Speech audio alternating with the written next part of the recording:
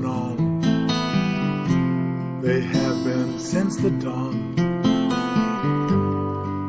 in the age when Jesus lived.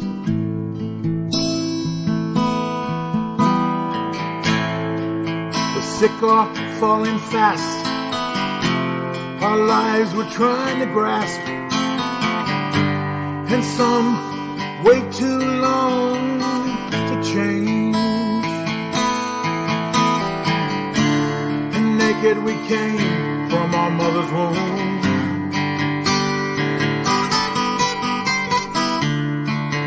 Here naked we shall leave. The Lord gives, the Lord taketh away. In the name of the Lord we pray.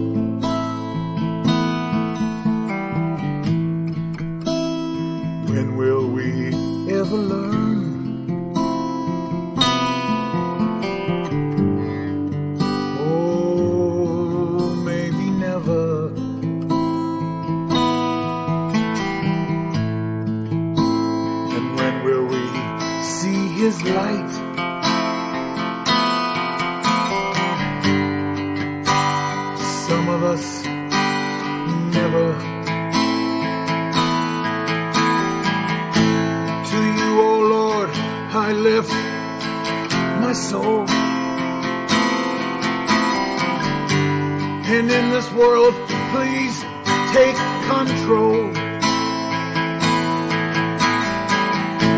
before I rust and turn to dust,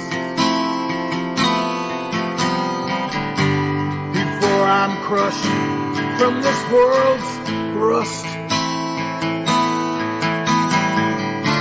'Cause naked we came from our mother's womb.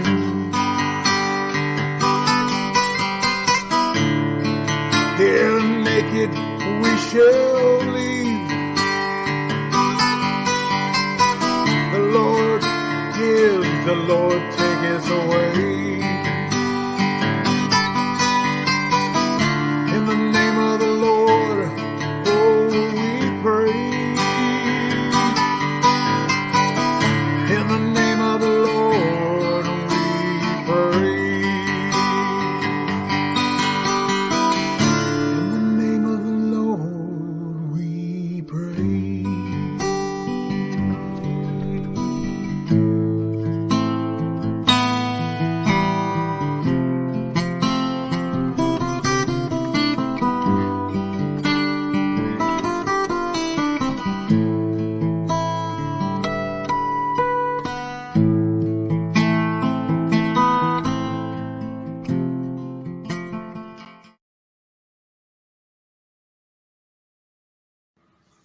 You about to lose your job. You about to lose your job. Get this dance. You about to lose your job because you are detaining me for nothing. You about to lose your job. You about to lose your job. Get this dance. You about to lose your job. Oh my goodness. You about to lose your job. Get this dance. You about to lose your job. Get this dance. You about to lose your job because you are detaining me for nothing. You about to lose your job. Get this dance. You about to lose your job. Get this dance. You about to lose your job because you are detaining me for nothing. You about to lose your job. Get this dance. You about to lose your job. Get this dance. You about to lose your job. Get this dance. You about to lose your job. You about to lose your job. Get this dance. You about to lose your job. Get this dance. You about to lose your job. Oh my goodness, boy. Is this shit worth you losing your job? Cause you bought to. Cause you ain't got no reason. Cobra Commander here on Me, Mikeself and I. as you wait patiently for this magnificent show to begin, your orders are as followed. You must share this show. The more people know about me, myself, and I, the more we will be able to control the masses. Share this show with your friends. Share this show with your family. Share this show with your obnoxious, distasteful, repugnant, disgusting, cowardly enemies. Don't be a fool. Share this show immediately. We will conquer those likes and views. This is your duty. This is your allegiance. This is your show. Cobra!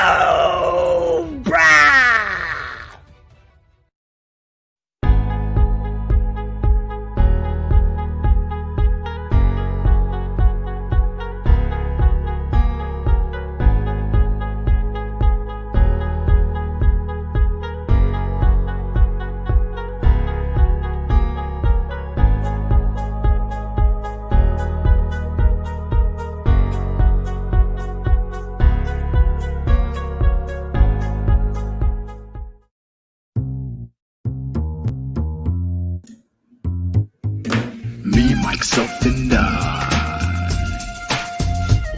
It's me, Mikeself and I. Me, Mikeself and I. It's me, Mikeself and I. Ladies and gentlemen, boys and girls, kids of all ages, it's time for your weekly Fix of Funny. Broadcasting on radio in Fort Bragg, 107.7 FM, KNYO. Grab a mimosa, take your pants off, and treat yourself to the sexy bald man who makes you tingle in your special place. I was talking about your heart. He's wrong, but he's so right. He's brilliant, he's insightful, but also at times he's got the intelligence of a cup of dirt. Here we go, it's the Me, Mikeself and I show, starring Mike Betancourt!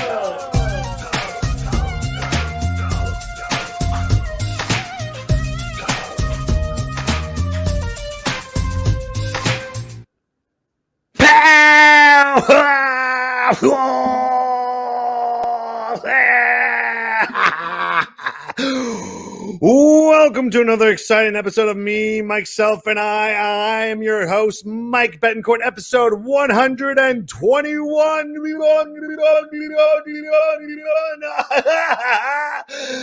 That's a lot of energy at 8 o'clock, but it's Thursday night, 8 o'clock, Friday evenings. The weekend's around us, and I can't wait because quarantine sucks, and we got to look forward to the future, and the future is Saturday, so we're almost there. Hang in there, everybody. Hi, hello, welcome to the show. We got already a first comment here already, and it's David Kleitch just saying, yay, awesome. Thank you, David. I was going to introduce David and his brother are my guest here on Me, Mikeself and I. They are awesome guys, very funny comedians.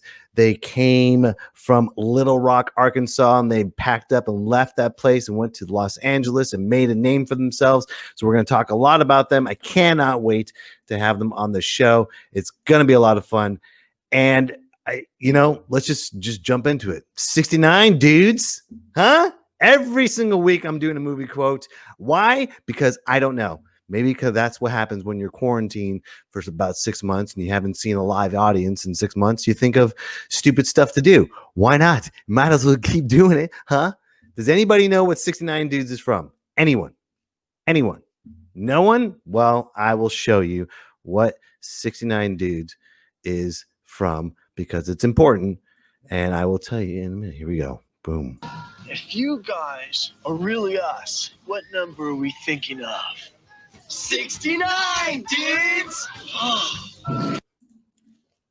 Simple movie quote. 69 Dudes, Bill and Ted's Excellent Adventure, and now the third one, Face the Music. I can't wait for this movie to come out. I'm excited. I don't know. I really love Bogus Journey.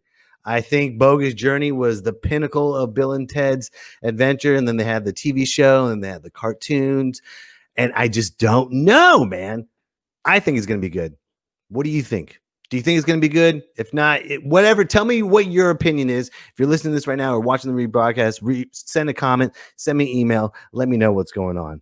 In other news today, well, let's just, I got to give a lot of credit. I don't care what people say. There's a lot of mixed reviews about this, but I really want to say congratulations to the NBA and the MLB. Just saying, you know what? We're not working today. Black Lives Matter. We're out. And they left. They got up and left. And you know what? I'm very proud of them. It's great. It only took 4 years of Kaepernick being thrown to the wolves do you guys go, you know what? I think Kaepernick was right. 4 years too late, NBA and Major League Baseball. 4 years. Kaepernick's like, now you're gonna, what the hell? Now? Really? And then the NFL is like, ugh, we should have listened to Kaepernick. I can't deal with the NFL. I like watching football, but after the politics and everything, they're just so, no, we can't, you have to kneel. You can't kneel. You should kneel. Now we should think I don't know. What do you think we should do? It's over. It's over. That's all I had to say. Blair Lowe. Yes, there was a Bill. What's up? First of all, hello, Blair. How you doing, buddy? Thanks for watching. And yes, there was a Bill and Ted's Excellent Adventure TV show and cartoon. Yes, there was. Speaking of cartoons, I don't know if you guys know this. Last week, Hank Hill was on the show, and Hank Hill said some pretty strong remarks towards Nick Nolte. He said he didn't like Nick Nolte bashing America, and he was on the show and he had a segment. Well, guess what, ladies and gentlemen? Nick Nolte has returned. He's back on the show right now with Nick's Fury with his rebuttal to what Mr. Hank Hill has said about him. Let's listen to Nick's Fury.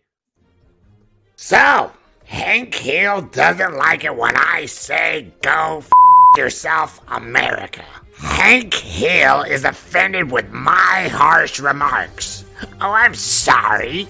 Did I make you sad? Did you tear up? You know what? I got news for you, Hank Hill.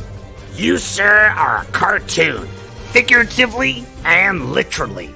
That's right, I just said it like I'm British. I've never met a Republican snowflake until now.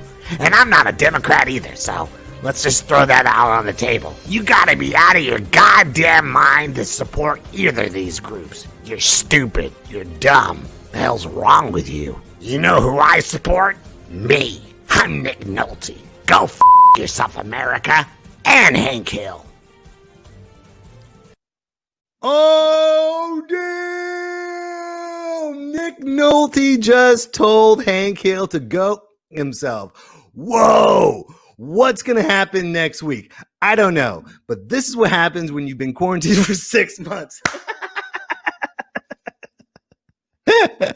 Oh my goodness. All right, ladies and gentlemen, I'm excited to have these two comedians on the show. I met them years ago at Little Rock, Arkansas, and I saw them explode on Kill Tony. Before we bring them up, let's just watch a little clip of their act and then we'll bring them up. But I got to bring them up like an announcer. Because the great thing about them, number one, they're diehard wrestling fans.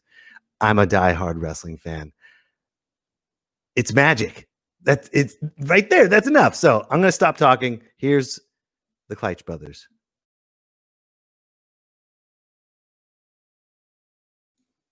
Come on, make some noise. It's the Kleitch Brothers. All right. Thank you, guys. So we are twins, in case there's any blind people in the audience tonight. That's right. Actually, it's for the drunk people, so you don't think you're seeing double. Yeah. And if you are drunk and you are seeing double, we look like a Duck Dynasty boy band right now. We could be like the Quack Street Boys or something. That'd be awesome. Hey, Power Rangers was racist. Oh, yeah. Let's get right into it. Season 1, Power Rangers, super racist. Black Ranger was? Black. That's right. A little aggressive, Wesley, but all right. The Yellow Ranger was? Asian. Somebody said yellow. Yeller! That yeller one was yeller. I know my colors. Let's throw him a softball real quick. The White Ranger was? The best. Right? Come on. You guys like the white. You guys say white power. We'll say Ranger. Go. Kleitch Brothers, everybody. So good. I'm totally delighted by you guys. You guys are. What are your names? The Kleitch Brothers, David and Wesley.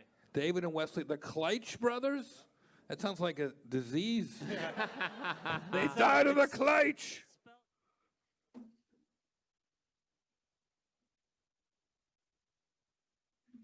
Are you ready? Me, myself, and I. Everyone that's watching. Blair, are you ready? Because here they are. I got to do their announcement. Here we go. Hailing from Little Rock, Arkansas, moved to Los Angeles. They are the Twin Towers of Comedy, the Dynamic Duo of Hilarity. They are David and Wesley Kleitch. They are the Kleitch Brothers.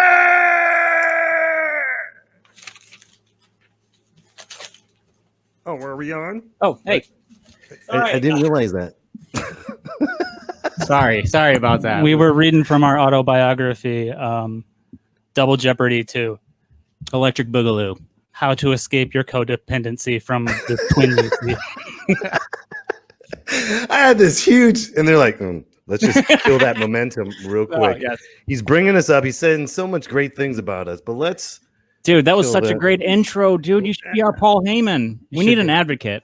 You know what? I was trying to, but you guys just were like, Well, we're your Brock Lesnar. It's a really good book. The book about us is better. 69 dudes. We were just in the chapter where we helped film for Nuka Zuka, where you got that shirt that you're wearing. That's what I was showing up right here. Look at that, guys. U.S. Lawns. If anybody wonders where he got that shirt from, I used to work at a place called U.S. Lawns. We had to do a film shoot for my buddy who works for Nuka Zuka on YouTube, and I gave him that shirt. And at the end of the day, we did this zombie blood. Check this out, ladies and gentlemen. Boom. Nice. There's the zombie. It was such a cool night too. Look at that beard. Where can we find your guys' scene on? It got deleted. You guys got cut. Oh well, dude, I had the remember we were getting our asses kicked all day, right? And it was what, like around noon to like 3, right? And we're just charging. We're getting our asses kicked by the zombie. Like it was a POV, one person shooter, and it was coming at us. And I'm sorry, what was your friend's name again from Nuka Zuka? Andrew McMurray. Yeah. He but said, just come on with the line. Just come on with the line. I had this chainsaw, that you guys saw, and I was like, what do I say? What do I say? All of a sudden the zombie's coming. Say? And then I looked at him, I was like, chitty, chain. Yeah. And he was immediately like, okay, let's do that again. He's like, let's do it. And I was like, dude, it was such a gritty, fun shoot, man. You got your butt kicked. You got ate by zombies too, man. It turned out the GoPro that they were shooting with, the file got corrupted. So all the footage that we were in didn't even get used. That's such a bummer. I mean, every time we shoot with him, we're like bad luck when we shoot, because we did a PUBG video for him that got like 10 million views. It was like nuts. 15 million right now. We thought the shoot was just like, we had never even played PUBG, and we didn't even know what it was, and we were like, well, that's going to be nothing. And then the next thing you know, it just blows up. It's got 10 million views on YouTube, and we're just like, holy! And he paid us. We're like, that's awesome. Nice. But when you guys came back, because I wasn't able to make the shoot that you guys were on. But you were at the Loony Bin, right? The stories. Yeah, I was working at the Loony Bin at the time. Right. And and were you were performing out there? Yeah, I was featuring for. Not yours. This is the first time. This was our first weekend. There. That's awesome. It was Colin Moulton was headlining. That's right. That's when you guys asked for the guest spot, second show. And I was like, sure. And Colin's like, sure. And we sat there and we watched. And the great thing about you guys is it's not your typical twin show that reads off the next punchline or cuts each other off with the next punchline. You guys threw wrestling in there. You threw chair shots. Oh, acting. You used the whole stage. And me and Colin like, holy crap, these guys are good. Thank God they're not. How am I going to follow that? I mean, I got that job at Loony Bin because I was such a huge fan. I mean, they were paying me nothing to work there, and I did not care because I got to meet you guys, I got to meet comedians, I got to see it every single day, and that's what got us ready to move to Los Angeles. Was like I didn't even care about the terrible pay. It was for me, it was meeting the comedians. Cheap shot at the Loony bin. Right Sorry. But meeting the comedians and getting advice. I didn't say anything. I just let that ride. Yeah. Sorry, Jeff. It's okay. It's all right, man. Get a haircut. It's COVID time. Then we can talk about money. What's important to us. Yeah. It's okay. Yeah. They'll book me. I'm sure. I don't know. They never paid me every single time we did there would be so many times that the opener wouldn't show up and I would be bartending and they would come back there and they're like, Wes, get out there and open the show during the rush. And so I would go out there and my opener was always like, hey, listen, guys, I'm your bartender, so laugh at these jokes, sorry, or your drinks are going to be watered down. And then I would just kill every single night. So that was the way to do it. That's a good way. But yeah, but like I said, you guys made it fun for me to go in there and feature because there was no cold spots. You guys went in there, did your thing, crushed it. There's chairs all over. It's this, it's this production. It's not like, hey, brother. Yeah, brother. You finish your sentence? Yeah. Let's go ahead. Knock, knock. Who's there? Well, we kind of call it improv. We've never taken improv classes or anything like that, but we just go up there and it's not like we can tell. We're still brothers, and just like if you've got a brother, we don't listen to each other. So David will go, "Hey, I'm going to do this joke," and I'm like, "Please do not do that joke. It's going to bomb." And I'm like, "All right, I will." and then he just opens with it, and then I have to figure out a way to like. Then you got to clean up. You're like, so that's great, you guys. It shows that you guys really read each other really well on stage. Yeah, the chemistry because first of all, twin language is a whole different language. Yeah, I remember when I first started talking to you, and especially you, Wesley. You were always cutting me off, finishing my sentence. Like, God damn it, stop doing that. Now you know. But then you're like, it's a twin thing. Michael's like, I'm not your twin. Yeah. I know, dude. It's all good. But that's why I'm speeding up right now. I got to keep my A game going because I got both twins that are going to cut me off at the exact same time. That's right. Yeah. But I mean, if all the people you were, in other comedians too, but you especially were the ones that were able to keep up with us, and it was so much fun when you were out there. We did so many things. Well, we watched some wrestling when you were there, and we just immediately clicked. You were one of the few comedians who actually went out and did open mics during your show and stuff. And that's how we really met. Was at the joint in North. Oh, that's right, the joint. Yeah. Yes. Yeah. Well, dude, you got to if you're gonna go to a new town and you're gonna introduce, if you're featuring there, you got to go to the open mics and the joint. I mean, like the Loony Bin is kind of like it's the comedy. If you type in comedy club, Loony Bin's gonna come up for Little Rock. But the joint's this little hidden away coffee shop / theater. Oh, that is some of the best comedy. That stage. Yeah, I can imagine you guys could probably do a ladder match. We pitched it. They said no. Insurance reasons. That would have been. We have done wrestling moves. Wesley took a Superman punch and I think it was like a white noise. It was some kind of backbreaker. It was the sketch show that we did called Tyrannosaurus Sketch. Yeah, and I told the guy, just throw me, dude. Throw me. I'll take a back bump. It's gonna look like it hurts, but it's not. And I remember we did the show 3 or 4 times, and every single time the crowd would just be like, oh, but because it sounded and it looked like, but it was just a flat back bump, and I took it nice, but it was always so great because it was such a good exclamation point for a punchline. Had a good acoustic to it. It was like, thump. It was better than it was better than the guitar act.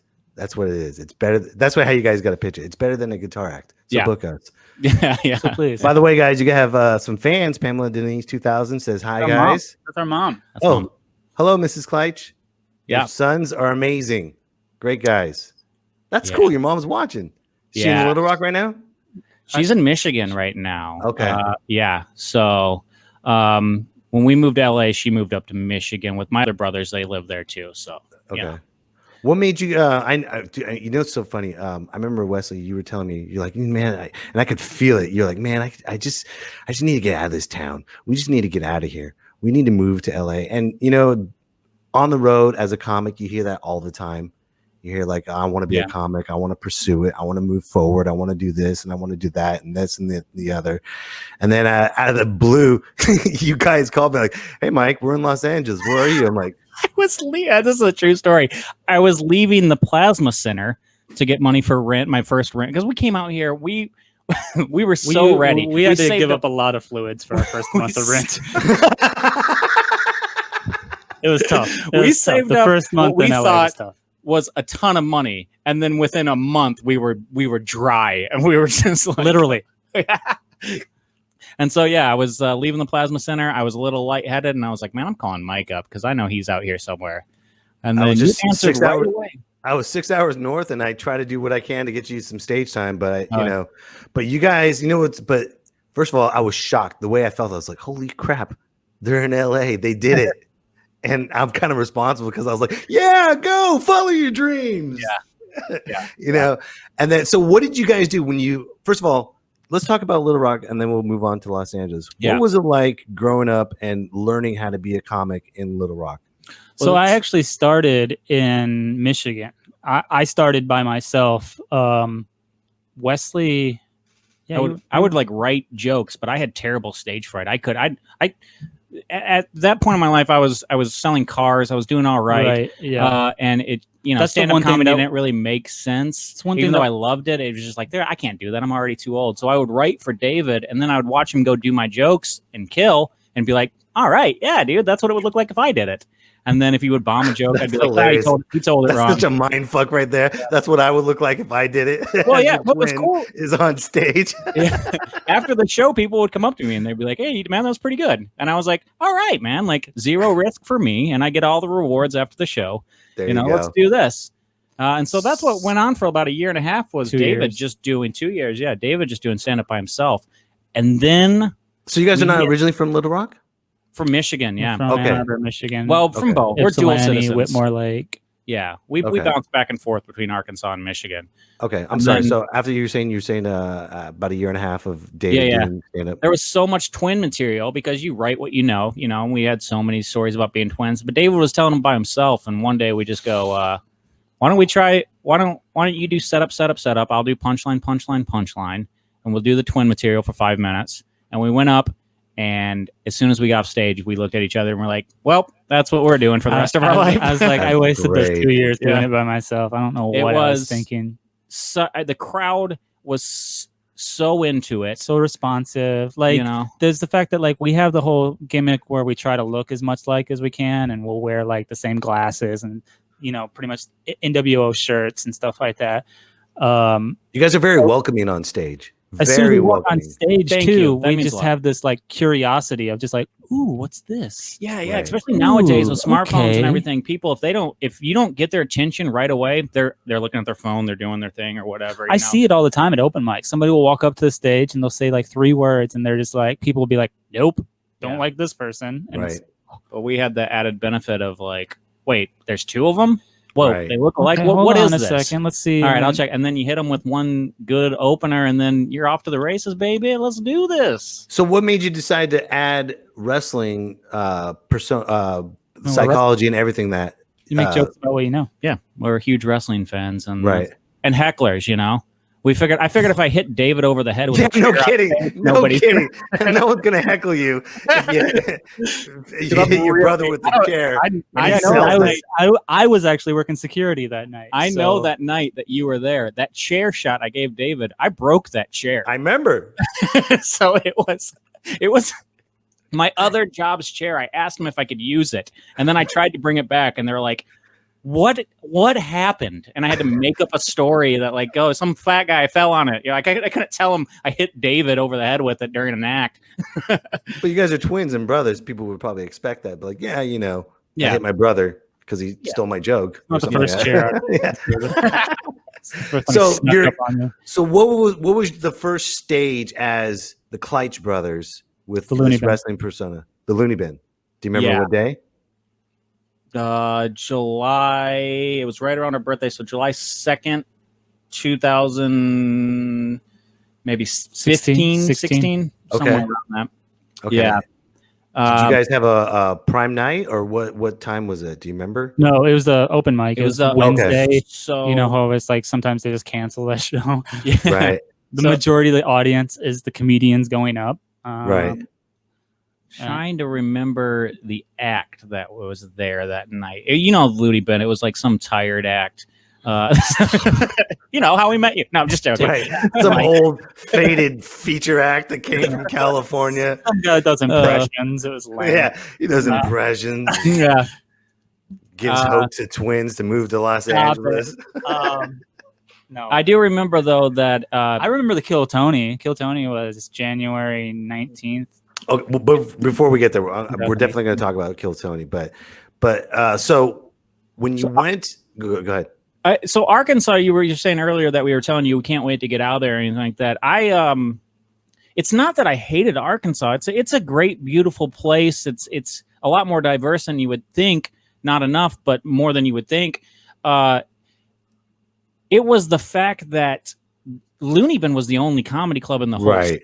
If we wanted to do comedy, we had to go to Oklahoma, Texas, Memphis. We had to travel, Louisiana. And we were doing shows. We were traveling 6 hours to go to Dallas to get some mic time, you know. And we were just like, touring. And then when we started touring and stuff like that, I already had that mentality from Michigan, though. Like when I first started off, like that was something that I did. But I thought that was a great way to get started, though, because it really made you like appreciate the stage time when you're working for it. You hear the stories about people starting in New York and they can do 4 shows a night or something like that, and it's just like I'm glad we started the way we did, because we really had to work for it. And then when we got out here and when we got out here, we had only been doing comedy together for 3 years, right? Yeah, 3 years. Yeah, and just a little what bit a risk, man. Were you scared? You guys had to be a little scared. No? You just said, fuck it, I'm going. No, it's another good thing about a twin act is you can, if you have a bad night or a bad week, which sometimes happens, you can always blame it on him. You know? Right. So that's the beauty. Still, that's still a huge leap to go from Little Rock with 3 years in experience and then move to LA where people are, 15, 25, 30 years in. Yeah. And you guys are going with those top dog comics. You're rolling with them. So what was it like when you first got to Los Angeles? Expensive. It was a hustle. It was okay. It was exciting, man, because we'd lived in Michigan, we'd lived in Arkansas, and that was basically it. We didn't like travel and like that. So to be out here in the Mecca, I remember going to the Comedy Store the first night and just being like, whoa, like you could just I just that immediately reality. my favorite place ever. It was so great. The Comedy Store, especially on Mondays with Kill Tony, which is a podcast. It's like the #1 live podcast in the world, and I listen to it weekly. You get to hear these voices over and over and over again, and then you finally go see them where they perform it at. Surreal. It was. And it was also, being from Arkansas and then just doing the Midwest and everything like that. You get out here to LA and then you see the people that are the top dogs, and then you just see them doing it, and you're like, whoa, I've got a long way to go, But but you're in the right spot. Oh yeah. Because you can learn from all the greats. Yeah. You can learn that much just in Little Rock. Or otherwise you've just been that, big fish in a small pond. So what made you, so when you moved to LA, then what happened? You were talking about hustling. What did you have to do to hustle to get around in Los Angeles and start making a name for you guys? Like David said, a lot of fluids that we donated for money. And then we did, what was a really good thing is we started doing the delivery thing, the Postmates thing. And that made us, that we were able to drive around LA and start getting used to like how to get around. Oh, smart. Very, very effective. And then there'd be times where we would go into like get the food and stuff like that and look around and be like, you guys do an open mic here? And they'd be like, yeah, actually we do. And we're like, oh, awesome. So. Or I would deliver to famous people. Here's a funny story. I delivered one time. I got this delivery somewhere in West Hollywood, and it was this weird, really fancy restaurant. And it was one item, and it was $250. So I knew I was going to get a big old tip from this one, right? But the credit card that they gave me wouldn't work. So I had to call the customer up. I said, hey, the credit card you gave me is not working. I need another credit card. So now I'm asking this person for their credit card information. They don't even know me.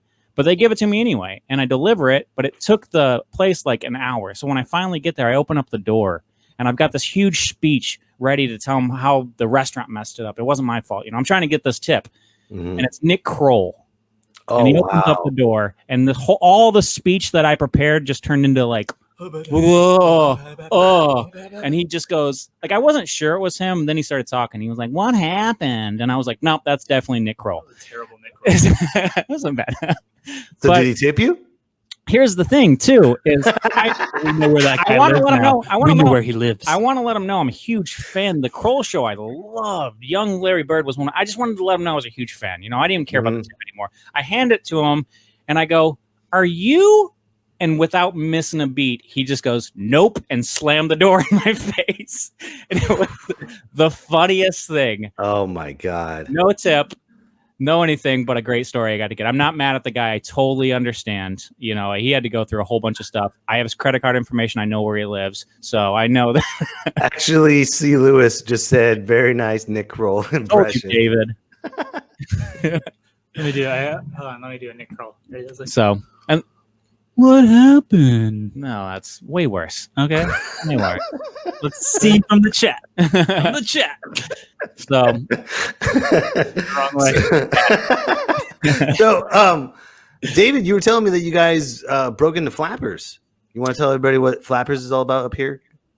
Yeah. So Flappers is in Burbank. Really cool comedy club. That, like, when we first got here, one of the hustles I was doing was working at an Old Navy folding clothes, but across the street was Flappers. So like, could you imagine just folding clothes like one of these days? One of these days. One of these freaking days. Yeah, I would literally see like next week Bill Burr, and I'd be like, Oh. one of these days, man, I want to be there. So, and I was. So it was great. Just ended up getting a job, like cold calling people to come up there. not me. I walked in. So I'd worked at Loony Bin. So I go, this is going to be an easy get. I walked in there. I said, where's the manager? Where's the head honcho of this place? And he, to my surprise, he came out. Will, super nice guy. Love him. And he goes, I go, are you guys hiring? And he goes, well, not really. And I go, well, I just want to let you know that I was the bar manager at a comedy club in Little Rock. I embellished a little bit, but I did, you know. But the way you present yourself, it sounds very professional, though. It did. You guys have a good professional voice. So he said, well, we need a bar manager. And he hired me on the spot for a job that I did.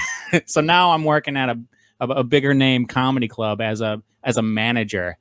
And well, I ran with it. We did great. I got to meet a lot of really, really cool people, and I got a lot of stage time on it. I love it to death, and it breaks my heart that they're having such a hard time right now with the whole situation being shut down. Because like when this first happened, it was everybody at that club was out of a job, and still are to this day.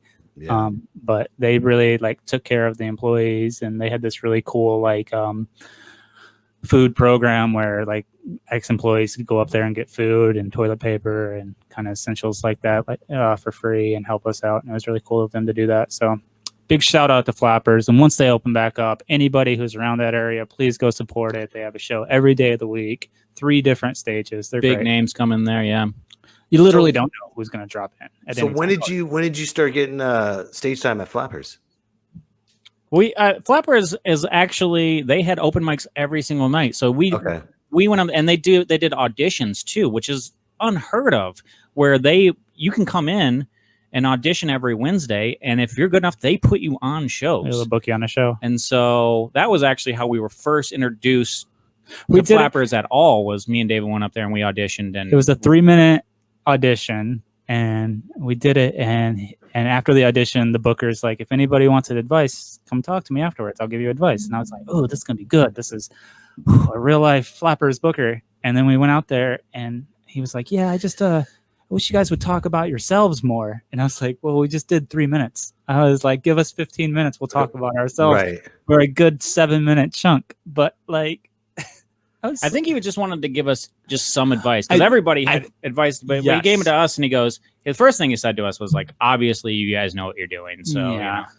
And then we were booked on shows from there, and then we kind of made friends with people that worked there who eventually got us jobs. So when you're talking about booked on shows, were you there for the weekend shows at Flappers? It'd be random shows. They have, so they have like a main room, and they have what's called the Yoo-Hoo room, which holds about like 75 people at the most.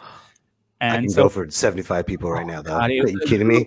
One of my favorite. That sound like cokeheads. I can go for 75 people right I now. can go for 7 to dude, I've 5. seen some of the best sets in that room. Actually, it kind of reminds me of like Dave Chappelle in what was it, Bird Revelation, when he did the belly room. It's like a really small, intimate room. Mhm.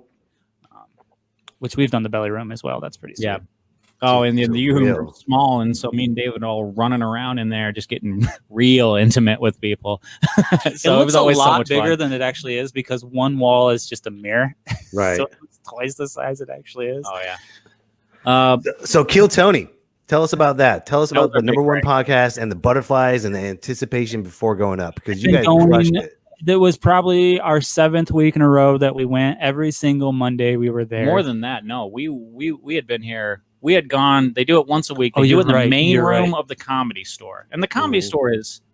That's it. We were lucky enough to get an open mic stage time there. The what was it called? The Pollock.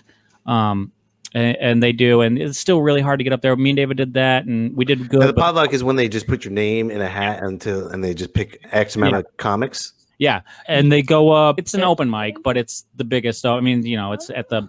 But they also have a bunch of paid regulars that pop on that Yeah, show. It's right. like 30, 40 comedians. So it goes on from like 6 o'clock till 1 o'clock in the morning or whatever. Wow. That's not true. That's not true. It's more like 8 o'clock to 1 o'clock. Yeah, in the with morning. the actual. But that open 8 micers. o'clock spot is what we were at. And So we were they're able to do literally that. still sitting in the room. That was in the old room, though. That wasn't in the huge room. I mean, you've been to the Comedy Store, so. But, the main stage, that's where they do Kill Tony. Now, Kill Tony, everybody puts their name in that one, and that's like Right. 200 names. So 300. we had been there. We had gone so many times, and we never got called up. Well, the night that we did get called up, it was a sold-out show. Usually, they'll let the comedians sit in the main room For free. Mhm. but so many people showed up to pay And bought tickets. that we had to wait outside. We were Oh, wow. outside on the street basically when our name got called. We had to run. So you guys had to run. It was just Sprint. like a wrestler. Ultimate Warrior running in. He mentions it too. If you watch the unedited YouTube video of us performing, he'll be like, "That's how you get to the stage, comedians. Look at these guys You running." see a blur, we were in front of the outside. camera. That's us running past real Oh, quick. that's great. And we blew ourselves up early. It's amazing that we were able to do our set because Left our hoods on for some reason. It worked out perfectly. It was windy outside, so our hair. it's was almost an fucked. impossible task because you get 1 minute. 1 minute to wow not only the crowd but the celebrity panel. And the reason it was sold out was because roast master Jeffrey Ross was the guest, right? And then after you do your minute, they just make fun of you for 15 minutes. Usually they'll make fun of people. They'll make fun of how they just bombed because it's so hard to do 1 minute. One good minute. Oh, That's the thing. People are forgetting but it was so tight though. When you guys went up there, Well, it's we had boom. been practicing it for years. We stopped watching were like David Oh, you said. did? Oh yeah, Dave, Dude, we've been we're fans Kill of that Tony show fans. for so long. We drove. They actually took it on the road and went to Dallas one time, and we drove to Dallas to go try to be on it, but we didn't get pulled up. We went out there with 8 of our friends from Arkansas. 3 of them get pulled up from Arkansas, not us. So we were ready then, and that was 3 years before We even moved You guys to been LA. ready for 3 years. Yeah. So, and then if Pumping you that watch out. the interview too, which that's another thing too. After I get done, I don't even get to enjoy the moment because we just got done sprinting. We do the minute; it goes by so fast. It's good. And We then get I booked on turn another gig. I turn and I look and I see the roast master Jeffrey Ross, and then I'm like, oh yeah, we're about to get roasted hard. And instead, they just compliment us. the whole time. Dude. And set us up for our jokes. We do. There were so Yeah. many jokes that we had that they didn't even realize they were setting us up. Yeah, we for. had a couple of setups that we So- knew we could like get them to say in order for us to do more It was jokes. magic. It's magic, man. It was absolutely magic how that happened. So what happened after that? What has that done for you and your career? Just exposure. I mean, after that, our social media doubled. After that, we were able to. We had people hitting us up for shows. We got booked everywhere. at the Burbank Comedy Festival where we made the best of the fest. And Oh, nice. last year. Yeah. They just did the Burbank Comedy Festival this year. It was really cool. They did all virtual mics. I can't thank Tony Hinchcliffe and the Comedy Store enough for what they have done for us and given us that opportunity. The very next day, we were back out there to watch another roast, and Jeffrey Ross was out there, sees us in the audience, gives us a little hi, how's it going? From Dude, it's like the thumbs up from Caesar. He's like, yeah. It was good. Absolutely. And then, after that, we don't get carded at the door at the store anymore. We literally just have people on Sunset Boulevard. If we're near the store, there's a good chance we'll walk by somebody and be like, oh, you guys were on Kill Tony. You guys were hilarious. Dude, that is so crazy. And you're like, hey, but now buy my shirt, buy my merchandise, buy everything. Well, I mean, at that point, we weren't even thinking about that. When we moved out here, we were like, embrace the grind. This is going to be 5 years before anything happens, and merchandise wasn't even it was so far ahead. We always play it as it goes. And then after that, we were just, it wasn't even about going out and making it. It was just like, now we can do more shows. Now we can, because that's for us. That's all you wanted was shows. That's it. That's all you wanted. You're getting into comedy for the money. You're getting in for the wrong reasons. Right. But, if you like to make people laugh, that's what I love, making a room full of people laugh. And the funny thing is, you guys never said, I want to be famous. I want to have this much money. You guys just said, I want to get out of Little Rock and I want to go to LA, and that's it. Yeah, I wanted a chance to do the main room with 300 people in it, which I just didn't have in Arkansas. Right. Yeah, it was amazing. We were able to do, and then we got to do the belly room after that.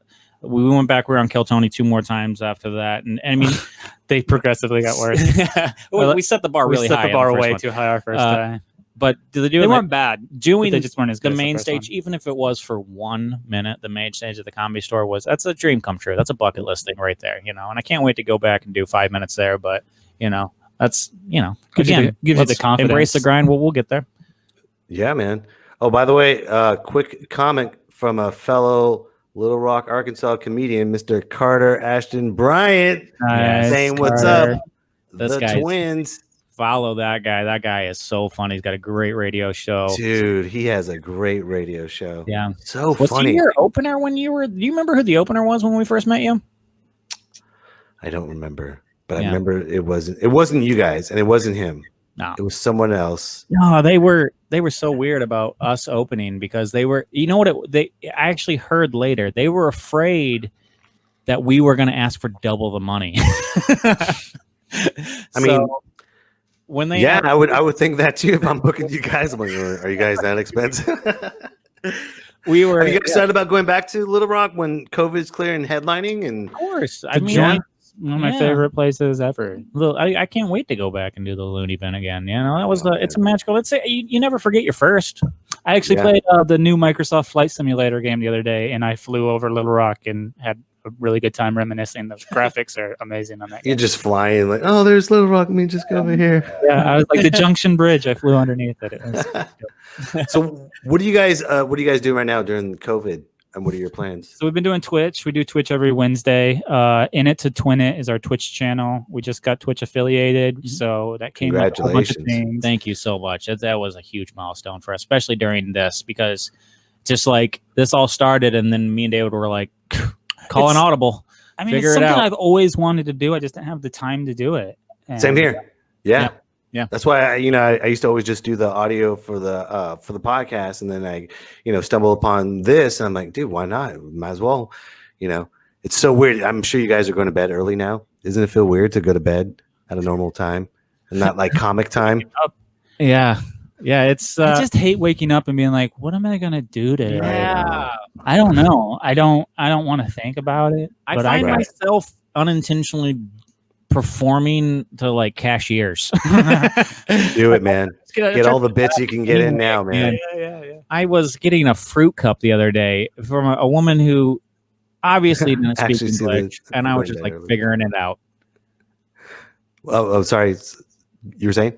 I was just trying to make people laugh again. You never lose that. That's just something that even if I wasn't a comedian, I'm still would be trying to do that. Yeah, but it's different, man. It's a superpower. It's such a superpower. We've got our roommates doing the Zoom comedy and everything like that. I know that's the new norm, but for us, it just doesn't feel.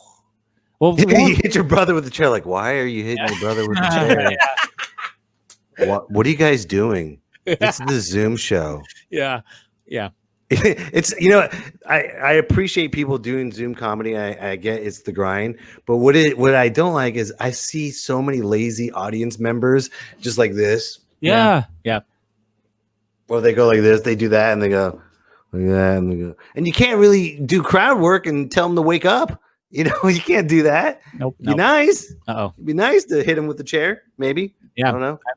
I mean, crowd work is such an important thing for not just crowd work, but just playing off the energy in the room. Just trying to figure. One of my favorite things of comedy is the challenge, the Rubik Cube, the trying to figure out how to make this room what's really going to get them the optimal pop. Yeah, that's why. Like early in my career, I used to dread going first because I was like, "Oh no, I'm so nervous. I have to start it." But later in my career, I started looking forward to going first because I'm like, I get to worm this. There's no bar. I get to set the bar to this show. Yeah, I get to. There's no standard. Nobody was like, "Well, they weren't as funny as the last guy." I'm the first guy, so like, yeah. Now I love starting shows off. Yeah. That's awesome. So what besides Twitch? What are you gonna just stay in Los Angeles? What's next for you guys? It looks like we will be moving our studio to Phoenix, Arizona. Nice. Next month. Yeah. I'm gonna miss LA, but we'll be back. We will be back for sure. When everything opens back up, we'll be back for sure. But right now, paying LA money, can't do it. I can't to live in a can't do it somewhere I can't even perform. There's they've got some places open up in Arizona now. There's a friend of mine who's opening up his own comedy club there. See if I can't become a manager there. Let's go from there. Bring the chair just in case he says no. Just in case. What do you mean no? Hold on, I got it for you. So Phoenix, man, that's hot as hell, my friend. Yeah. How you guys are gonna do that? You'll see. Actually, C.S. Lewis is in here. That's my girlfriend. That's where she's. Oh, okay. But she's a big contributor of why we're going there. So that's great. So she's moving to Phoenix with you. Okay, gotcha. Yeah. Shout out to Cass. Thank you so much for. You guys gonna do? You gonna start your own comedy room over there? Our own comedy room? Yeah.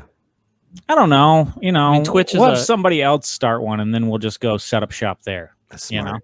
That's smart. Yeah. That's such a hard job to produce shows. And I can't imagine. I mean, we obviously in Arkansas we dabbled in it, putting our own shows together, and we actually did pretty well. Like outside of Little Rock, we put on shows in towns that had never had comedy shows before.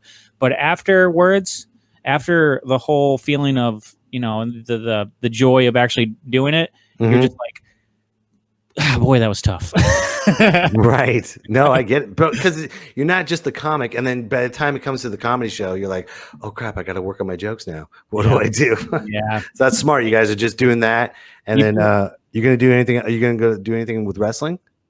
Yeah, we are going. There's in Arizona. Phoenix. Yeah, in Phoenix, there's a couple broadcasting schools, and me and David, I think, are going to pursue our dream of becoming the next Mauro Ronaldo.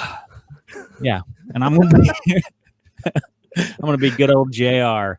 Yeah, you gotta go. Good God Almighty! I'm just gonna get God.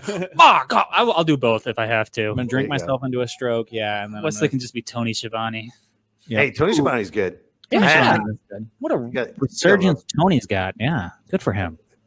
Who's your least favorite announcer? Ooh, what a good question. My least favorite announcer? Yeah, Mike Tenay's up there. He's just I was gonna say Mike Tenay, but he honestly, if you really break down Mike Tenay, he's a great guy. He's really good at what he does. Yeah, he's so smart. He knows everything. That's it. Mike Tenay. That's why I don't like does him. Not get enough credit. He obviously also has to deal with so much of the bull crap of like the back, like. But he looks flawless when he's talking. I know. Yeah, I think the worst is Larry Zbyszko.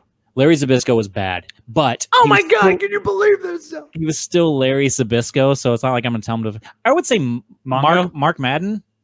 Mongo was pretty bad, but again, that's a big dude. I would tell Mark Madden to his face that I don't like him. So yeah, although he's not doing it. I would tell John Madden to his face that I don't like him. Whoa. Yeah, that's right. Shots fired. That's right, Madden. David. There we go. The game has gone downhill dramatically. Damn, the Madden cursed himself. Yeah. Dang. Mike Shin, comedian from Reno, just said, got to work on Mamma Mia for Morrow. Mamma Mia! There you go.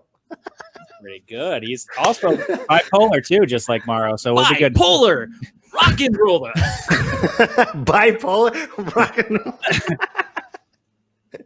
That's funny. So, you guys have any advice for anyone that wants to get out of Little Rock, Arkansas, and move and have a wonderful life? Like, Get it. Okay, helps out a lot. What if?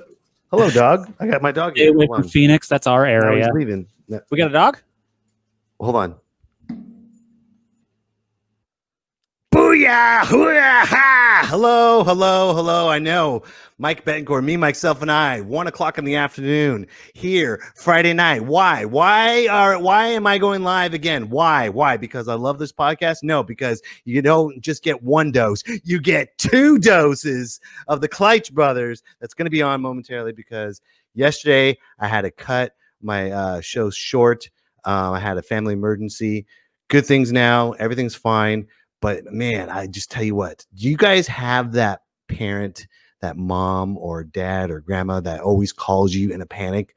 Oh, go get your bread. You got to pick up your bread. You got to pick your bread. Oh, I need help moving furniture. Oh, I need help with this. Well, that's what I love my mom, but that's what she always does. So whenever she calls, it's always in a panic. And whenever I see her call, I'm like, my wife answered and she barged into the studio last night and she's like, she just gave me this look and I was like, oh crap, I gotta go. So, but everything's fine. Everything's good. I didn't want to leave the Kleitch Brothers hanging like that. And it just, they needed to end it strong. So, and they're huge wrestling fans and we didn't get a chance to talk about wrestling. So without further ado, one more time, the Twin Towers of Comedy, the Dynamic Duo of Hilarity, hailing from Little Rock, Arkansas. Did I say it backwards? Yes, I don't care. Here they are, the Kleitch Brothers.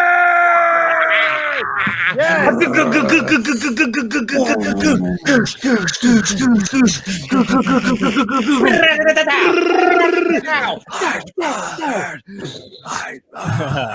Here they are, ladies and gentlemen, the Kleitch Brothers yet again here on Me, Myself, and I, part 2. One's a heel, one's a face. What are you going to say, David? Say something. What are you going to say to your next opponent? Well, let me tell you something, brother. I'm coming so much more high energy than we did last time with those stupid books. Am I right, brother? Am I right?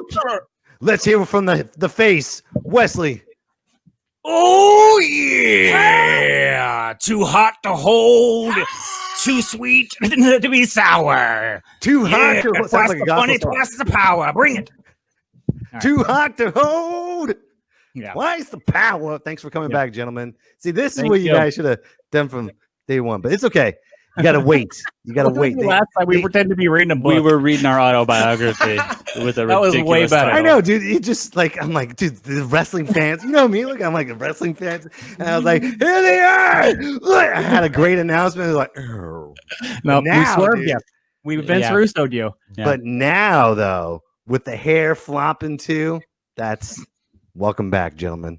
Welcome back. Yeah, it's good to be back. Good to hear that everything's okay, man. That was man. a scary situation last night. It was. But you know what's the funny part? I was still trying to end the show like a professional. Yeah. No, you see, we had our older brother, Bob. Big shout out to Bob, watching in Michigan, and he called us afterward, and he goes, "Dang, you guys were bombing so hard, he faked a family injury." Family emergency. Yeah, I also I had more plugs to do, but I was like, before you go to the hospital, real quick, check out initthotwinit.com. Dude, I was check out our trying. merchandise. We just got. Oh, you have to go. You have to go now. Hold on 1 second. I've got the Instagram page. But I was trying. I even had the theme song and the Sam Elliott prayer and everything. I Oh, I was know. trying my Yeah. best. Yeah, you hit us with the Sam Elliott prayer, and we're like, wait a second, what is going on? Like, is this? But what kind of family emergency is that Sam Elliott's praying? I mean, wouldn't you have Sam Elliott pray to you before you go? If you had to go, Yeah. Sam Elliott comes in. Let's pray to Jesus. I know. I was like, to curse so much? I hope Donnie's okay. Jesus, Donnie. Over the line. Yeah. Yeah, that was good So stuff. let's nerd it up. I don't even have any notes, but we're gonna nerd it up, guys. So tell me before we move forward with why you guys love wrestling so much. Let's just jump in and congratulate right here the man of the hour, Mr. John John Moxley. Moxley. Number 1. Do you have the I was actually seeing today they had an old Pro Wrestling Illustrated when Stone Cold Steve Austin was number 1. Yeah, he had the middle finger as number 1. Yeah. Holding the belt, Yeah. in the same pose. Yeah. But dude, what's great about this is I always loved PWI. I always watched, I always read it, always, held it in my hand like a magazine, like people used to do and stuff. But this right here, this cover, this right here just brings back the age of where we just loved wrestling. We didn't think about behind the scenes, the commercial. Yeah. Like, this gives the wrestling Saturday night feel. What do you think about this cover? The PWI 500 issue is like every year is a super big deal to me. I love going through coming through and seeing the people that deserve the adoration, and then also seeing the people you've never even heard. That's one of my favorite parts. That's a great thing, man. Like, oh, who's this guy and why is he ranked so high? And then you get to be introduced to a new wrestler, which is so much fun. I it's right up there with when we first get into wrestling, when you're young and you think it's, I hate to say it this way, when you think it's real, and it's like you never get that. I think being introduced to new wrestlers and seeing new things and introducing new talent, as you grow, your love for wrestling kind of evolves, but it doesn't ever go away from being a love, if that makes any sense. I think the love for wrestling as we get older and as we learn, I think the love for wrestling is when we see how much heart they put into the show. Yeah. And you want to talk about putting heart into a show, John Moxley. Oh my God, yeah. Yeah, absolutely. Yeah. And I brought up the Stone Cold thing too, and it's just like, it feels like the same thing with Stone Cold is like when they finally take the reins off and let them just be themselves is when the superstar it's a supernova, it's just like you really, wow. We know from the Talk is Jericho podcast, they weren't letting Dean Ambrose do in WWE. He was like constantly fighting with Vince McMahon the whole time he was there. But why though? There's a rule to that. That's why I don't understand. The fans know it. We feel it. We see it. I think it's because Vince lives in this bubble, man. I don't think Vince is as hip to things as he perceives himself to be. Like we just watched that Pat McAfee thing where he tried to kick he didn't want him to wear shorts, and he showed him a picture of LeBron James wearing tuxedo shorts, and Vince was like, "Oh, I get it. I'm hip." Okay, I don't think it's about being hip. I think it's just listening to the talent to make it evolve. Yeah. I think that's he just doesn't want to say, yeah, I guess you're right. Yeah. I think that's the biggest thing is his ego is I was thinking like everything. He's gonna die soon and somebody will take over. But then I just saw him take that bump off the stage. Did you see that? Rob Gronkowski was too afraid to jump off the thing. And I was like, this dude's not gonna die anytime soon. Dude, let's look that up, man. That is so great. Freaking you know what, man? I'm glad you brought that up because I gained a lot of respect for Vince when he did that. Yeah. And it's okay. Well, if you're pulling it up, you got to see it because he is how old? 78. Yeah. He's an elderly man without doubt. And so he has to step over a railing to get to the spot where he falls off, and he is so timid and gingerly stepping over that railing like an old man would. I don't know. And if then he jumps off, and then with no fear, he jumps off this onto a crash pad. Yeah, I don't know if I can play the whole clip, so I'm just gonna skip towards where he's just where he's just going. The best is the look after he does it. He hits the mat, and then he looks at Rob, and he's like, "Because Rob Gronkowski, former NFL player, was at WrestleMania, and he had to. They had a spot for him where he was jumping off a balcony, basically. But there was a crash pad from the land on. The camera wasn't going to show, but it was gonna. But he was afraid. He was scared to do it, and so Vince McMahon showed him, "Here, buddy." He just doesn't fall. He takes. Oh, it's so loud too. Yeah. If you got the sound on it, play it too, because. Yeah, we're all here. We go. Okay, he's gonna do it anyway. Oh, hey! That's it. That's it. God, dude. I know, you see his head, man. No problem. That guy no problem. You should have shown him stepping over that rail to get to it. No problem whatsoever. That was it. Yeah, hey, just like that. I'm hip. Yep. So and I broke it too. I broke my hip.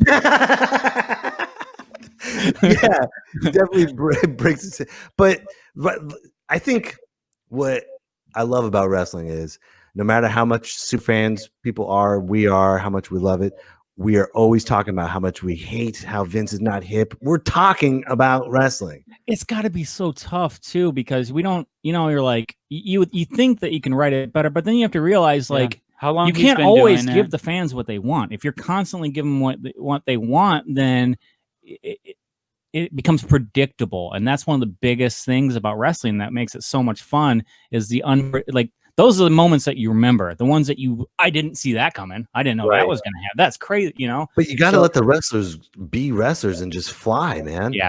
You got to let the talent fly. Yeah. Well, now we have AEW, and you see that's like, I mean, one of the biggest wrestling ever was when WCW, WWF.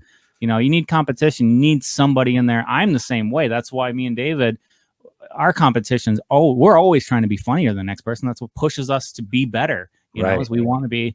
So I just want to be funnier than him. That's the only person I want to be funnier than him. And then we just keep pushing each other and pushing each other. Back and forth. It's an eternal of hilarity. Yeah. What's your guys' favorite match ever of all time? Top 5 favorite matches. So I know I've definitely got a top 3. Okay.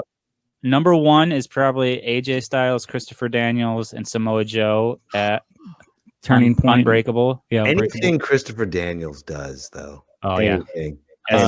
Number 2 is Undertaker and Mankind, King of the Ring, Hell in a Cell. I mean, that's just a car crash, but because that's the one he does that you can so much. When He people falls off that cage twice, and then they start the match. Twice. And then he has a 5-star match after all of that's the match that when you have those friends that go, wrestling's fake. Oh, why yeah, do you watch why, this. and then you put that one on and you go. And then number 3 is Ricochet versus Will Ospreay. Great match. Oh, nice, man. Yeah. Love that one. The juniors. Ricochet or Prince Puma, right? Yep. So good. I loved Lucha Underground.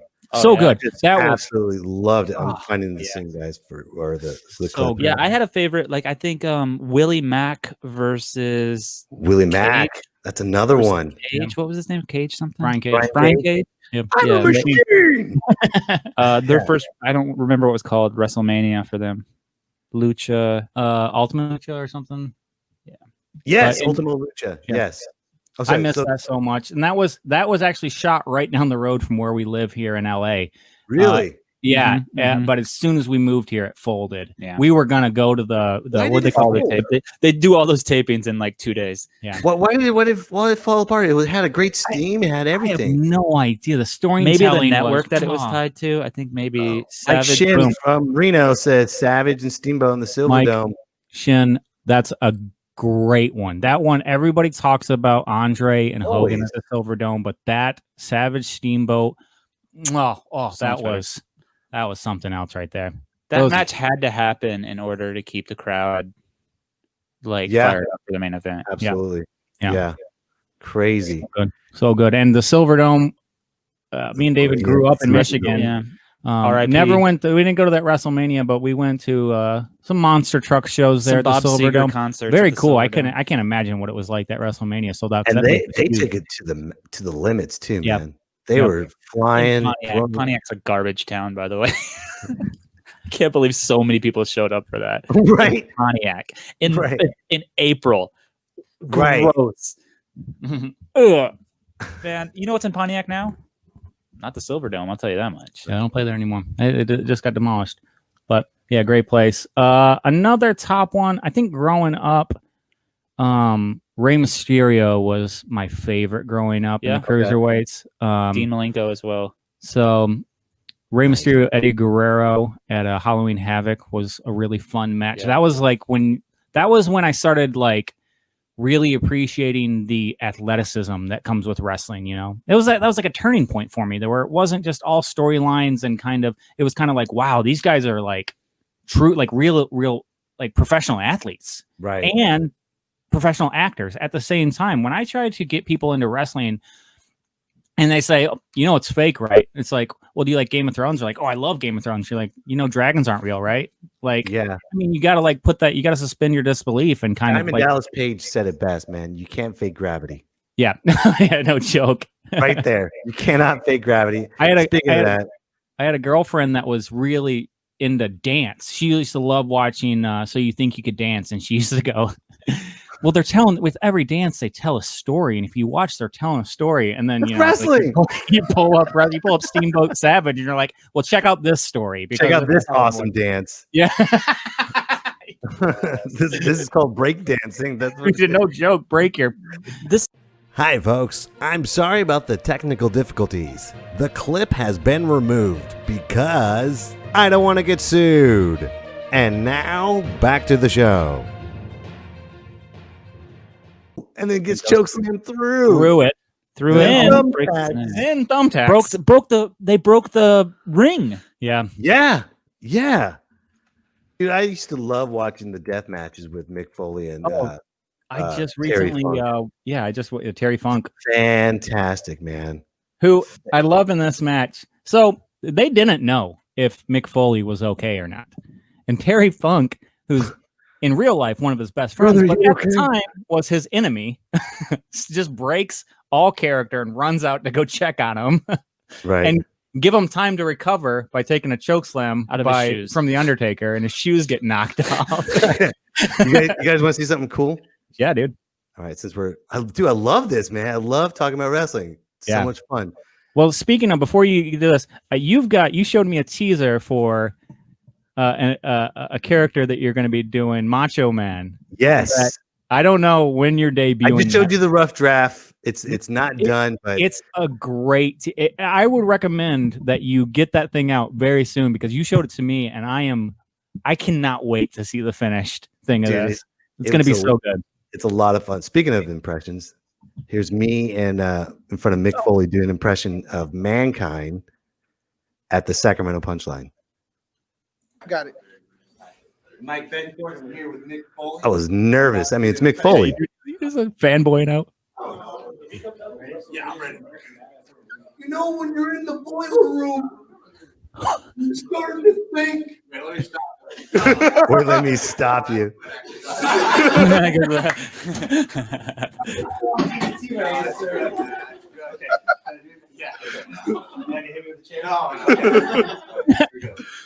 Take two. I think it's cool. As long as this doesn't turn into like gay men. No. That's why we're here. Good mayor. You know, when they put you in the boiler room and you can't hear a thing, that's when real pain happens. Real pain happens. And your mother is calling your name, but there's nothing to do. It's just one small step for man and one giant leap for mankind. Have a nice day. Nice. Wow.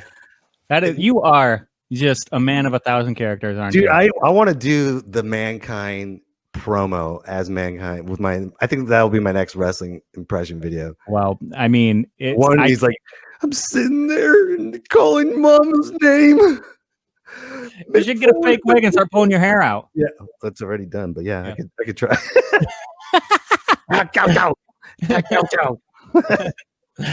There you go, Socko. The Rock and Sock connection. Oh man, dude, how and to go back to to bring stand-up comedy into this and everything. Me and David were talking earlier about if we were in wrestling, what would be the most exciting thing, and definitely mic work would be, but in stand-up comedy, your job is to go out there and win over a crowd and make them laugh and everything like that. But It's always been my dream to be a heel and to go out make and people boo make you. people hate you. Yeah. Like that would be so much fun, man. Just to go out there and just rile everybody up. And then also I know the game too. I would love also to take like a huge beat down too. Just rile them all up and then give my body up to get to that pop where people are like, good, they're getting what they deserve, like that's my dream right there. Top 5 favorite heels of all time.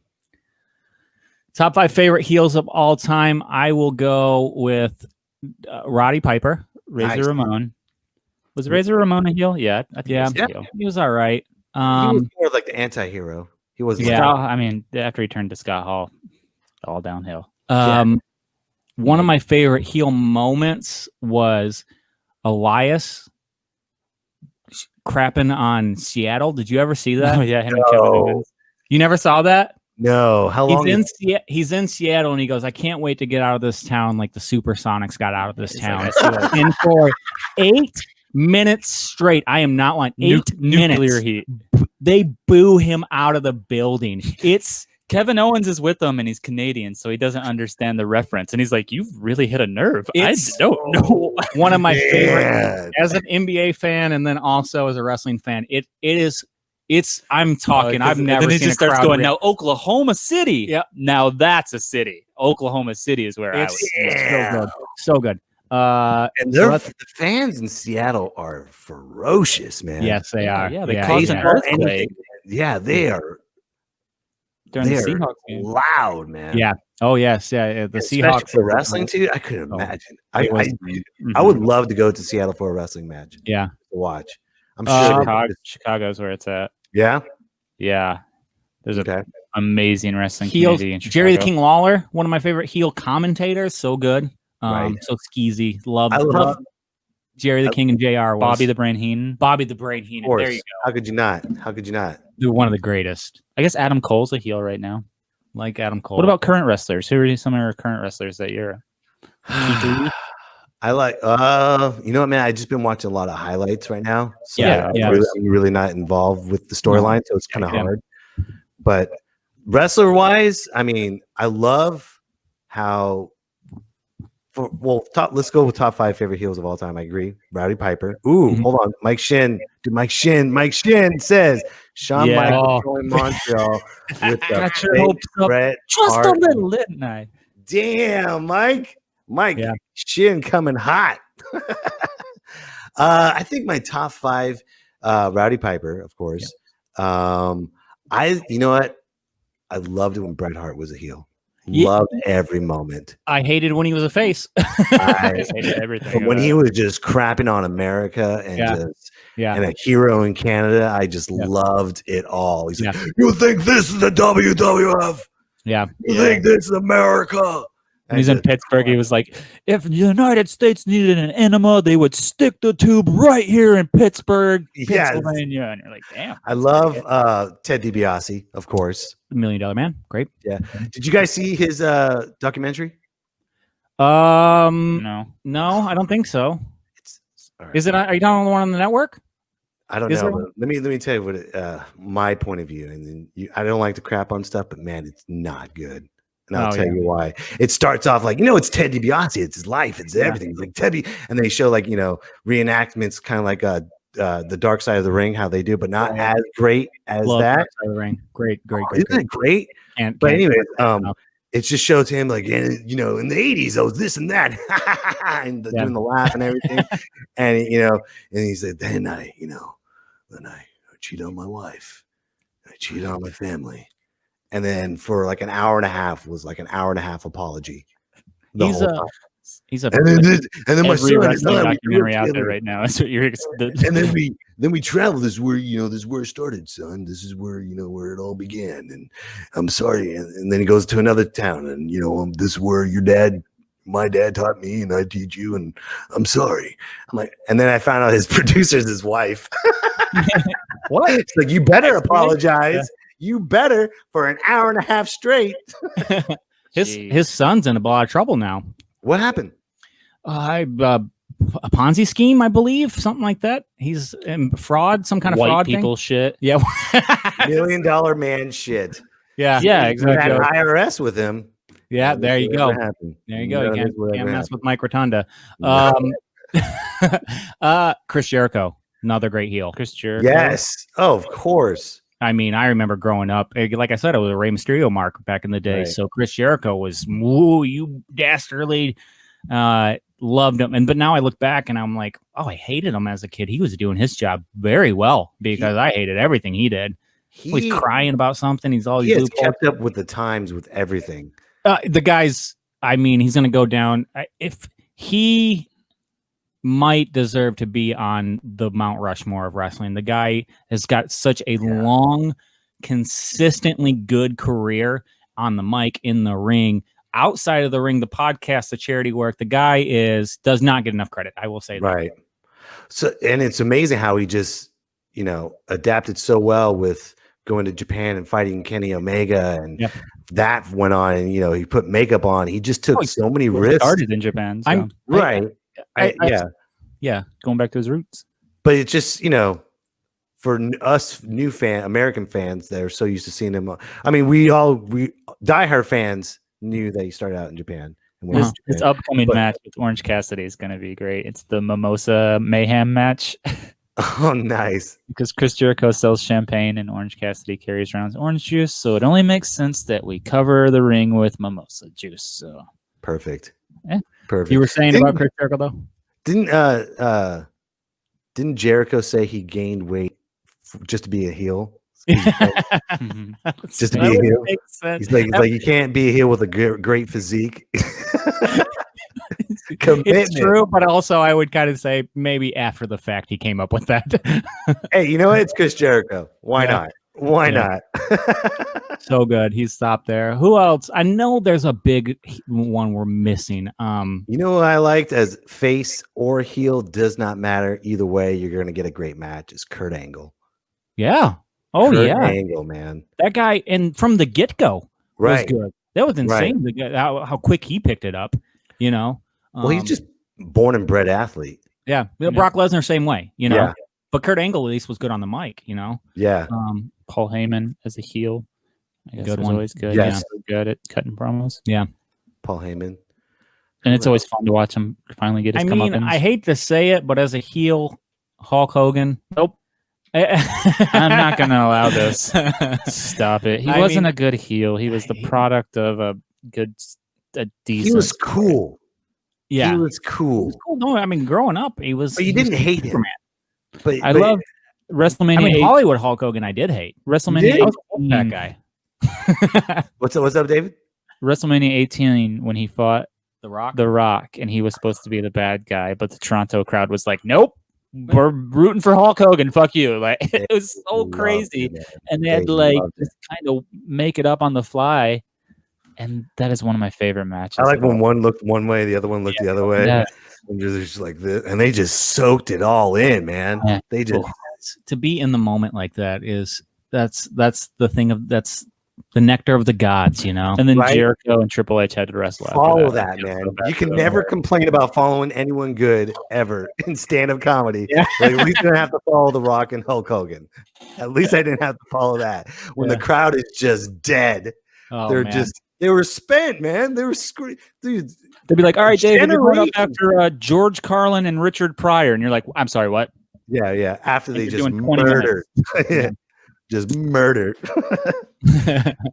But they had a hell of a match, though. Yep. Triple H and Chris Jericho. Oh, one of the greats. Hell of a match. I thought it was great, but the crowd was just done. Yeah. Done. Yeah. Done. Yeah, they blew their wad. But how could you not, though? It's like real excitement.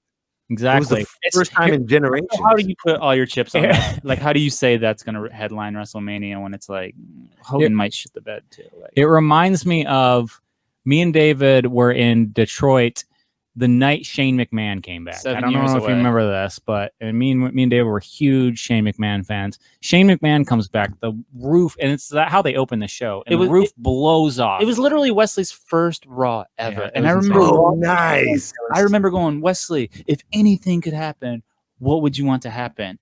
And he said something, and I remember as a throwaway line, I said, "Shane McMahon comes back." And then, we didn't even think about it because it was so outside the realm of possibility. Yeah. He's been so successful. He'd been gone for so long. Ventures. He had no reason to come back. No one even knew what he looked like. He was in great shape when he came back. They open the show, though, and then, the crowd explodes for it. Right. And then they do a 30-minute promo. 30 minutes of Shane McMahon. That's how long it lasted. First segment. They start the show and they went 30 minutes before they went to It the was first insane. commercial. It was great. It was a great moment. I couldn't tell you what happened the rest of that Raw, though. No. I have no idea. Spent. Can't remember because it was such a big moment that it's just who cares from here on out? It was. That's what's great about wrestling is it's such a very spectacle moment, ingrained in your life forever. Anything that you do, whatever it captures you, the psychology of it makes you one of the psychologies that would people remember forever is Jake the Snake and Macho Man with the python.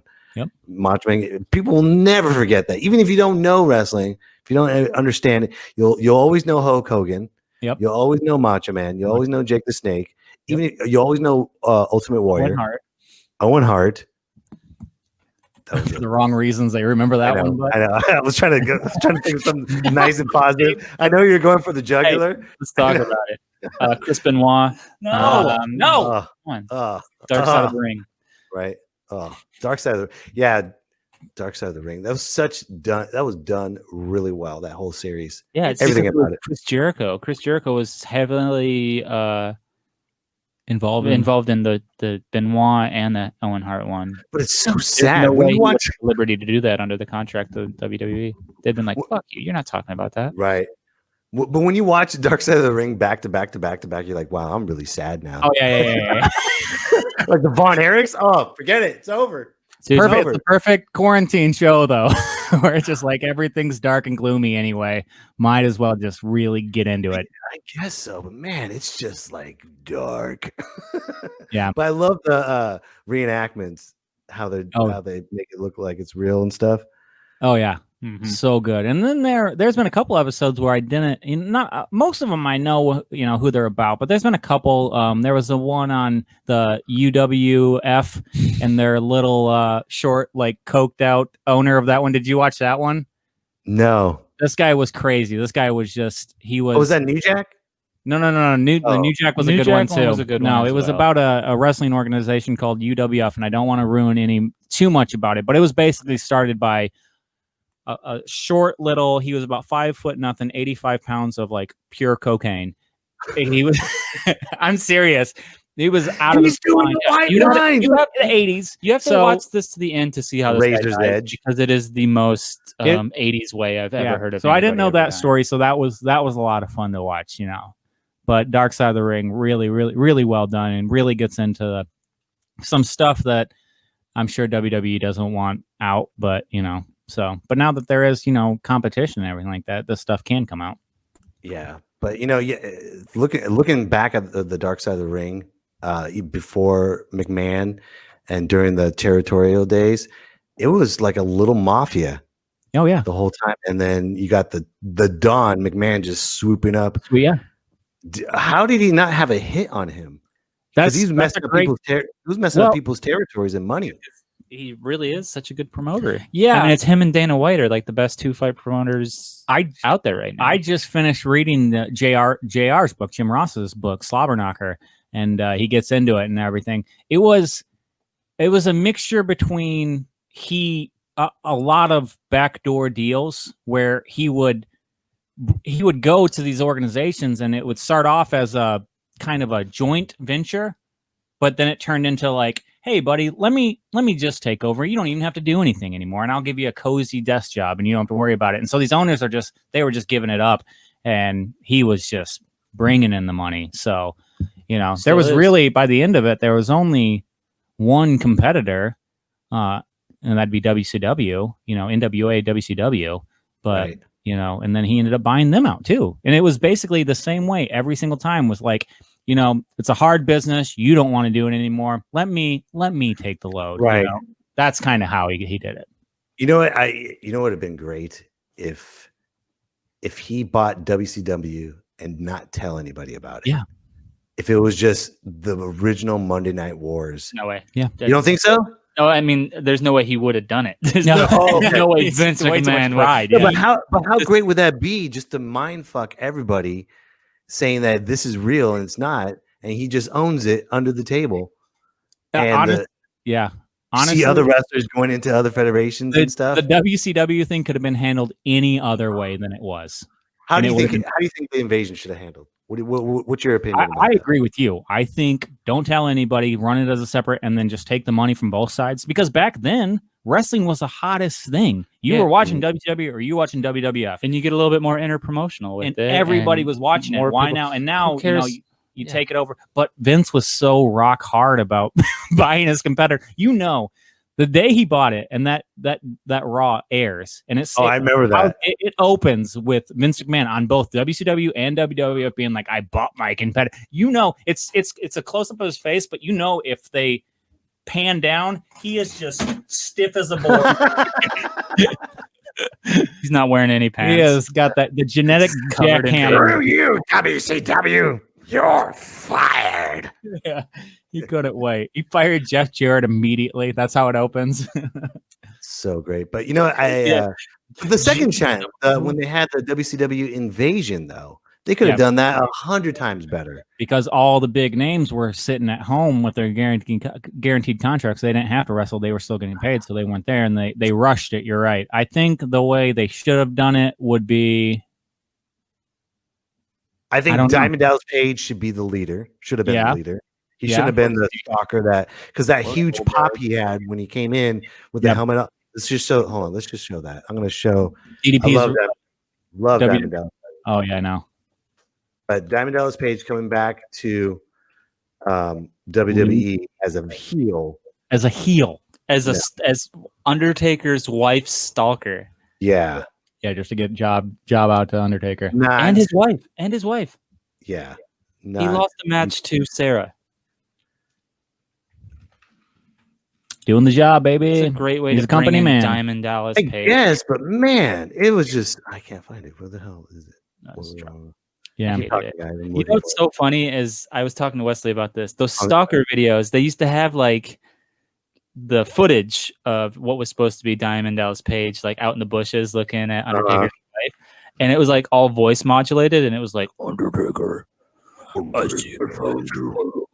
But like years later, they unmodulated the voice, and it turned out it was Vince McMahon doing all the creepy talking. Dude, look at this, man, and the way the audience just was with him. Yeah, should just tell you. Let this guy be a face. Let this guy be the hero. Let this guy be the man. And I think with the WC. Hi, folks. I'm sorry about the technical difficulties. The clip has been removed because I don't want to get sued. And now back to the show. Yeah. No one was booing with that. Yeah. The only reason why he became a heel is because JR just said he's sick, he's twisted. He was trying to tell the story, but the audience loved him. Yeah, yeah. Which People is were like, he did the self high five and everything. He was jazzed. You're not supposed to go on the ropes as a heel, as a bad guy, stalking someone's wife.